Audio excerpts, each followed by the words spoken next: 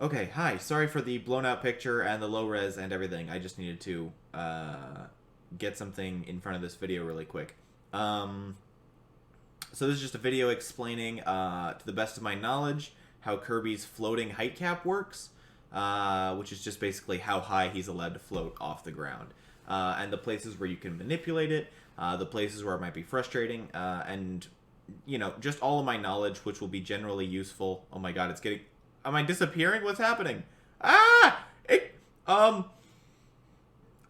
Okay, sorry. I just wanted to throw this out there as fast as I could, this video explaining the stuff that I had found, just so that way, you know, I didn't once again have somebody discover the same trick that I did and be screwed out of it. So I just wanted to put something together so that, you know, people could see what I've been working on the past week, and it's been, you know, some speed running, but a lot of glitch hunting and trying to understand this mechanic. So this is the explanation to the best of my knowledge, and there will be some skips, you know, some actual skips shown closer to the end. So just stick around for those, and I will, yeah, just watch the end of the video. Thank you. Those are all the types. You've got true surfaces. They're the best. They do everything you need them to. Then there's fake surfaces, which don't do anything, but that's a good thing. Contextual surfaces will do different things based on where you happen to be standing or where you happen to be jumping from. And then shitty ones do everything in their power to stop your progress. Okay. Let's start by talking about true surfaces. A true surface is basically just, you know, it's going to be, I'll define it as anything, any surface that, whenever you stand on it, it gives Kirby a new height cap. Usually, it's this distance above that surface, basically, is now where Kirby is able to jump to. And that's true no matter where you move to. So, you know, we can take that height cap and we can go over here, and look, we're able to jump at this new height. And if we were down here, you know, we're not able to jump that high. It's not that we can't go that high ever, it's just that we can't do it because we started down at that level. But if we come at it from over here, now we have a higher, you know, we're able to get higher than we were before. So that's a true surface. True surfaces behave like how you would probably expect most things in the game to behave. If you stand on it, then it resets your jump, cap. Okay. Now, what's a fake one? Let's talk about fake height caps, or fake objects. What I mean by a fake height cap is that it basically won't affect it at all. Oh, can I not stand on the railings in this level? This will probably count. Yeah. Okay, so these boxes, a lot of destructible items are, you know, fake height caps. There's also some railings that we'll see later on. Hi, Mushru. I'm explaining fake objects right now. So, you know, this is our height cap here on the ground. It's up here. Then we stand on this, and it doesn't change our height cap, but it also, it'll store the memory of the last height cap, and we see that because that's how high we're still able to jump. Even though we're standing and stopping on this object, you know, we're able to jump all the way up here. And so when we jump out here, we're still able to jump up to that max height that we were able to jump to when we were standing on the ground on that true object. Just this is able to store it for a while. And you can jump from fake object to fake object, and it'll stay stored. I'm actually not sure what the cubes are. The cubes are shitty objects. the cubes are villains. We'll talk about those cubes in a second.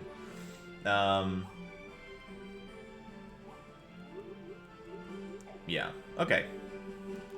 So that's fake objects. We'll see better examples of those later, where a fake object is actually useful for something, where you can see a practical effect of it. But for right now, just know that there are certain objects in the game that, when you stand on them, it'll just store the last height cap that you had. Whatever true surface you had last stood on, a fake object won't change it at all. You can just, you know, stay at that consistent height. No problems at all. Okay. So we've talked about fake objects and true surfaces, and so now we'll talk about contextual ones. And so for that, we're going to use this little deviated lower platform. I haven't really found any situation where these are useful, but it is important to know how they work, because there are some situations in the speedrun where you're interacting with a contextual height, and you don't realize that you are. And you can get slowed down by it sometimes. I'll show an example of that later on. So here's our height cap when we're just standing on the ground. We can jump exactly this high. It's a good amount of height. You can jump this high. When we're down here in the hole, our height cap is lower. We can't jump as high now. But it's not locked. The height cap that we get from this surface is only contextual. Only if we stay within this little circle is that actually going to be the case. If we move over here, all of a sudden now we can jump higher. You can also see that our height cap is changing as we go. We move above a new surface and all of a sudden it changes. But, if we go backwards, if we go from a higher place over to a contextual place, we're able to jump back up to that same height. So there's not like an invisible ceiling here, it's really just about where we started from. And then you can go backwards and always keep that same height, and that's no problem.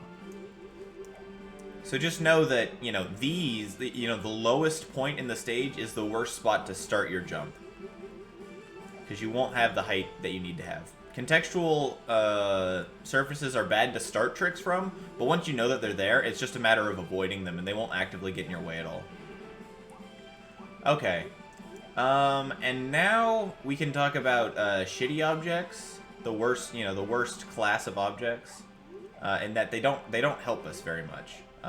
At first, it might seem like they do, because you can jump and you're, ostensibly, your height cap is now higher. That's really nice. Most mouthful objects are like this. Yeah, they're shitty. They're horrible objects. They're not good. And you can jump on them and maintain your height. But the unfortunate thing about these objects is that it's conditional on losing height. If you lose any height, now you can't regain it. You can't go back up to that place where you started. We already interact with one of these in the speedrun. It's that tree that we use for the fight skip in 2-1. You have to make sure you jump at the peak of your jump. So that way you get the max height. Because if you drop below it, you're going to lose that height and you'll never get it back. It's gone forever. Now these are useful, these are around in places all over the run. And there are some situations where you can turn a shitty object into a true object, and that's really interesting. I'll show an example of that one later. But one trait about these that we should take note of now is that it actually stores your height cap, your lower height cap. So down here we have this height cap. We can jump up to this height, or I guess we'll be using this one. We can jump to this height. It's a good height. If we jump on a shitty object, we can drop below our old height cap and just get back to that same height cap. So it doesn't...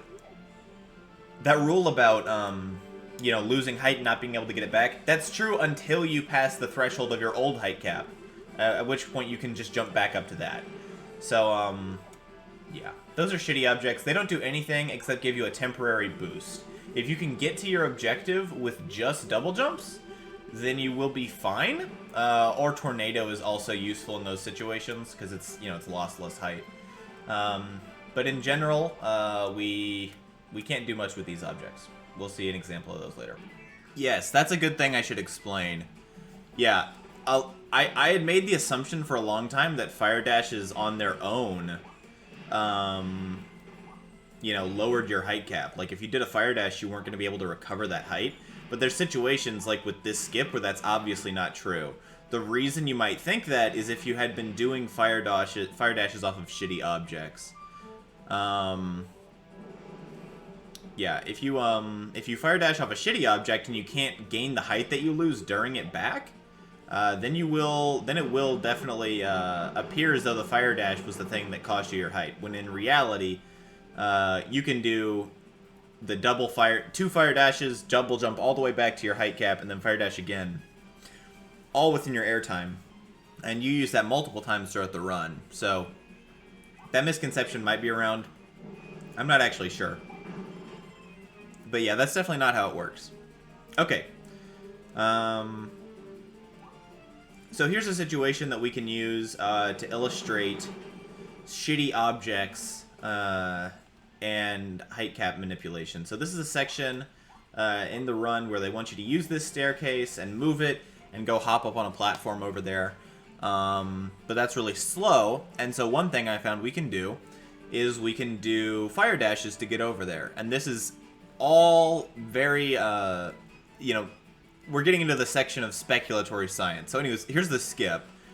You just do 2 fire dashes, double jump back up to the height cap, and then fire dash one more time. And now you're on this platform, and it's not hard to just double fire dash over to the final area. No staircase required, you don't even have to move it, and you get the poster at the same time, very fast.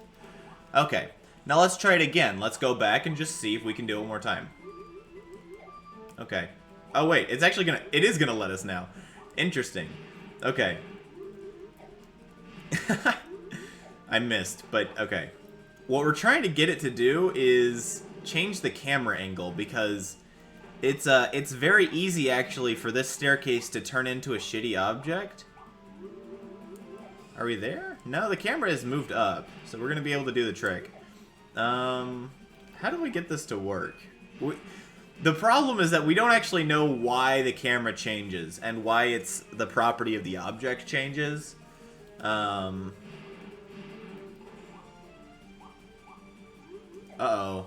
Yeah, here it is. Okay. So it might have been lighting the fuse. Any number of things might have caused this camera change. But here we are, and the camera has changed, and now this is a shitty object. Anytime we lose height, that height's not coming back. It just stores our base ground level height. And I'm assuming this is why this skip hasn't been discovered, or at least widely popularized yet. And it's because the fuse wants it to focus on the cannon. That would definitely make sense. Yeah. So I'm assuming this is why the skip hasn't been popularized, or, you know, widely seen anyways. Is because if you try to do the skip with this, anytime you do a fire dash, you don't get that height back. It's impossible to keep your height. Because fire dashes lose a small amount of height, so if you're jumping off of a shitty object, then they don't do anything. I found that if you just go back far enough, usually around to right here is where I stop and turn back around, the camera will reset. It'll forget about whatever it was focused on before. And now the camera's back where we need it to be, so we can do 2 fire dashes. Oh god, that was not a problem with height cap. That was a problem with my gameplay. Now hold on, is it focused on cannon again? Yes, it is. Okay. Alright. Now we can go back. Ah! And voila. Camera back to normal. 2 fire dashes. And I missed, but, you know, the skip works again. Yeah, that's an example of a shitty object limiting your jumps. In this case, we're able to manipulate it, and listen, I'm not exactly sure how I'm just trying to build a framework for how height caps work. It's very possible that none of this works at all like how I'm thinking it does. Sometimes it feels like the camera is the most important. Sometimes it feels like the surface you're floating above is the most important. And sometimes it feels like whatever you jump off of is the most important thing. So, you know, I can only pass on so much information. But anyways, let's hop forward to a section with some examples of... to an example of a contextual height cap that might slow you down at some point in your speedrun. So what I'm looking to show off here is a contextual height cap, like the ones we looked at earlier in the plains area. We want to stand on this chimney in order to jump over to the clock tower over there as fast as possible. And I usually end up like trying to come at it from this angle, but the best thing you can do is just, you know, move over to the snow first, and if you even barely go over the snow, then you're going to be able to double jump you're going to be able to spam jump onto the chimney as fast as possible. Am I going to die from that? I am! I died! Okay. But, yeah, so you don't get caught on the chimney. That's why, if you ever get caught double jumping onto the chimney, that's why sometimes it feels like you can't double jump on the chimney, even if you actually can. I'll show that one more time. Okay, So one more time for those in the back. Oh no, I can't double jump up here. And then you shift over here, and I still can't double jump. It's so frustrating. All you have to do is move over the snow briefly.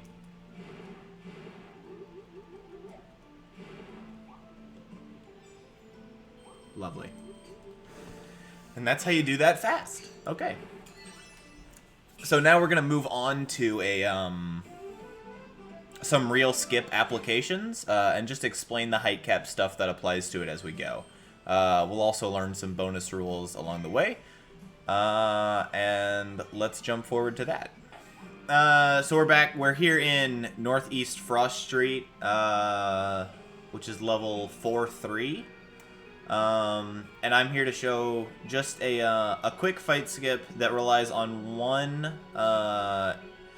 interesting quirk of the height caps that I haven't mentioned yet. I've investigated everything as much as I can, and one question I had was, how do height caps interact with dying? If you have a height cap at a given height, and we'll base it off this true object which we're standing on here, which is, just up this quick ladder. What happens if you have a height cap up here and then you die? Well, you might just think, well, your height cap would reset to where you respawn, and that would make sense if not for the fact that you actually respawn in the air. And since you respawn in the air and you never touch the ground, you can store your original height cap from whatever true object you were last standing on. And so you might see where I'm going with this, but there's actually a quick fight skip you can do here by just simply doing some forward dashes here over into this ice, and then spamming double jumps, and using our new height cap to, oh no. Okay, so we have to be smarter about this. So you have to be closer to the ground in order to activate that. That's important to know. But the the point is, anyway, okay.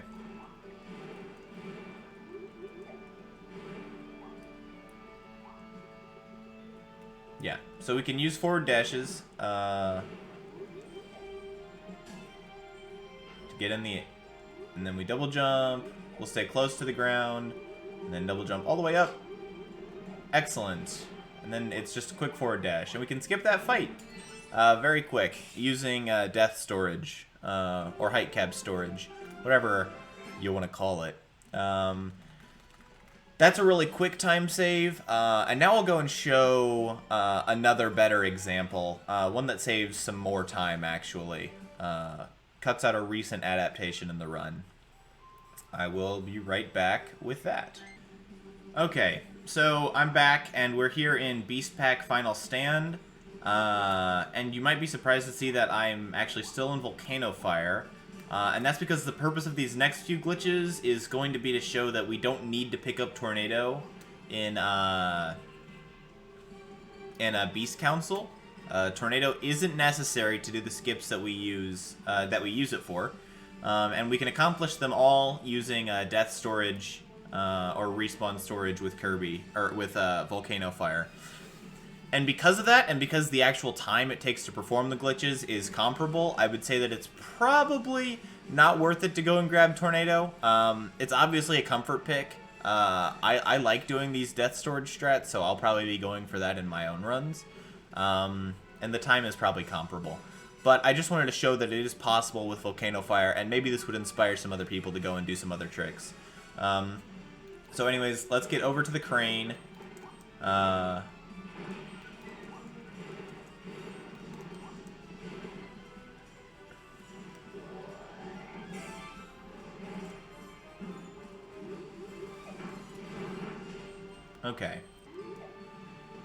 Okay. So ordinarily, Volcano Fire wouldn't be able to make this. But what we can do is we can set our respawn closer to the bottom, or closer to the end of this track. And once we're over there, die and use the respawn to double jump all the way up to the platform. And if you're having a hard time making the jump, as I have been the past couple little bit, one thing that's good to know is that the railing in this section is actually a fake object, and it won't mess with your height cap. So we should be able to land on that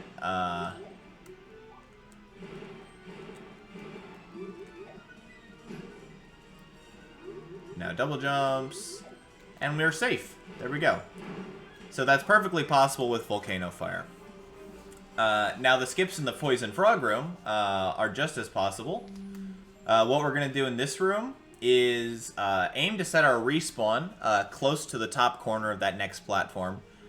And we'll do that by using some double jumps. It's important to max out your distance here. So this is probably the slowest part of doing these tricks with Volcano Fire. Just good to know. So do 1, 2, 3, 4, 5, 6. And then fire dashes into the lava. Now we'll respawn. Spam your double jumps. Okay. And now we're up here.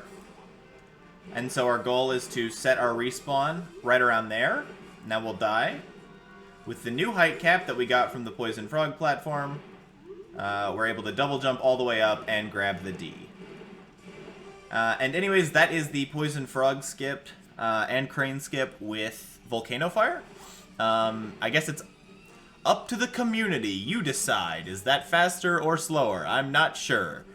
As of right now, that is all I've been able to find with these tricks. And I've scoured all the levels, whatever, trying to look for opportunities to use them. But more eyes on this trick would obviously be appreciated. If you have any questions, I'm in the Discord now, and you can ask questions about height caps, or if you find things that refute anything that I've said in this video, or you figure out some better way to understand height caps, then I'd appreciate letting people know that as well. Thank you for watching, and that is all I know how to do. Bye-bye.